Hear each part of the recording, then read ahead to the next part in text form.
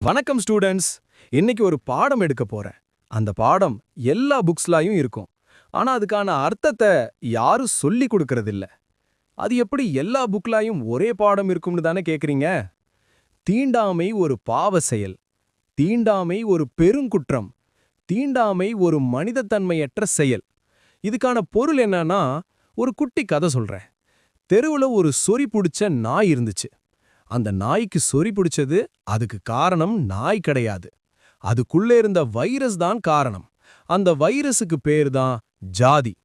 சொறி பிடிச்ச நாய் என்ன பண்ணும்னா, அந்த தெருவழியா யாரு போனாலும் கடிக்க துரத்துமா. அது ஒரு பாவ செயல்தான். நிறைய பேரை கடிச்சிருமாமா.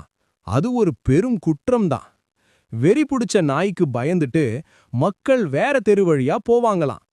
மறுபடியும் சொல்றேன், அதுக்கு வெறி பிடிச்சதுக்கு காரணம் நாய் இல்ல. அதுக்குள்ள இருக்க ஜாதி என்கின்ற வைரஸ் தான். அது ஒரு வெறி பிடிச்ச வைரஸ்.